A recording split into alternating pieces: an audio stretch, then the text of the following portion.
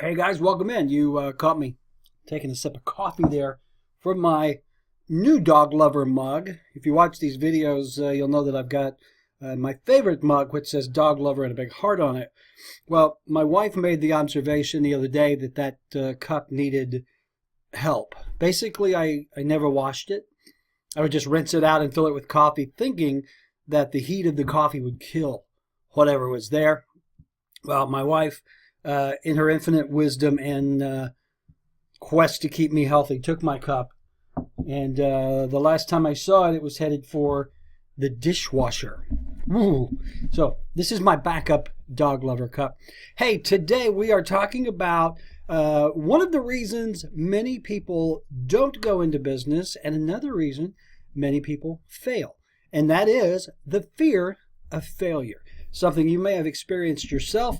I have at one time or another. Fortunately, I got over it, and here we are. So the fear of failure is really one of the greatest fears that keep people from doing anything, whether it's going into business or trying something new or talking to someone. You know, think about the fear of failure when you met your significant other. If you'd been afraid to walk up and talk to him and her, your life would probably be very different. Might be better. Don't know.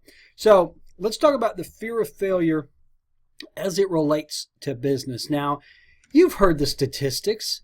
This is one of the things all the business pundits, they always start their speeches and their books with the statistic that 60% of new businesses fail within the first year, and then another 60% fail within 3 years, and in 5 years, Armageddon occurs. It is, if your business succeeds the first time in, you are on the good side of the coin because the truth is the statistics are real. 3 out of 5 businesses do fail. Now, if you flip that coin, that also means that 2 out of 5 succeed the first time. So what if you are one of those 3 who did fail? Do you give up? Do you let the fear of failure drive you back to a 9-to-5 job? You go back to the grind where you get your nice, safe paycheck, like that's a sure thing anymore. So think about this. 3 out of 5 businesses may fail, but that does not mean those 3 entrepreneurs gave up and didn't try again. Honestly, every entrepreneur I know, including myself, has failure in our background. You know why we fail? Because we're the ones that try. Entrepreneurs fail because entrepreneurs try. Those who do not try do not fail. End of lesson. Very short video. So here's the thing that I want to get across to you. Failure may not be imminent, but it is a possibility. So as you are considering starting your small business, again, regardless of what kind of small business it is, you should keep in mind that the odds are against you, but that shouldn't drive you away and shouldn't keep you from trying to succeed. And if you do fail, don't give up. Get up and do it again.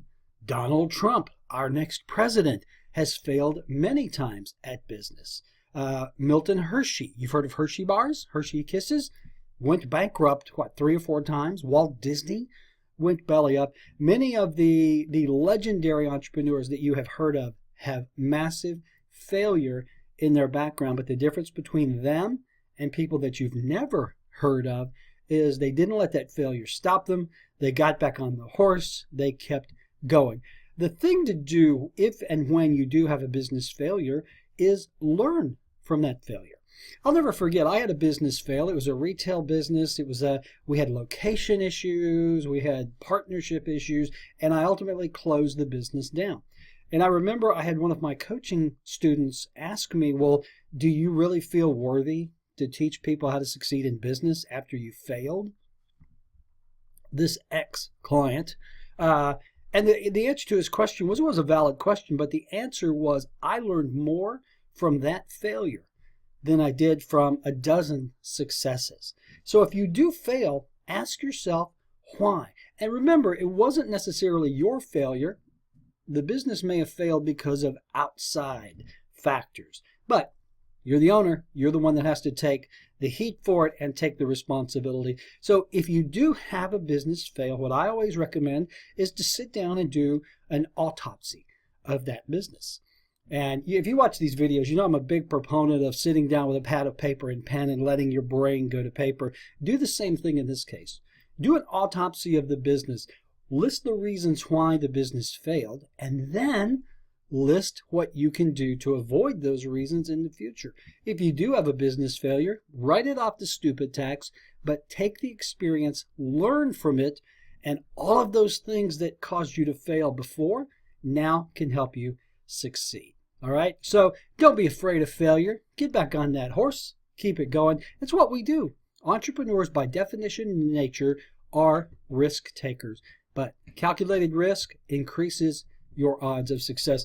All right, so don't be afraid. Keep going. Have a thick skin. And if you have any questions you would like me to address on this podcast about small business motivation, you know, the cycle of the moon, what have you, email address is there. Email tim@timknox.com. Be happy to address whatever it is you have. And for now, don't be afraid.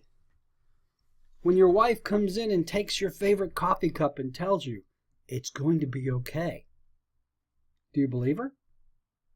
Or do you just get a new cup and move on?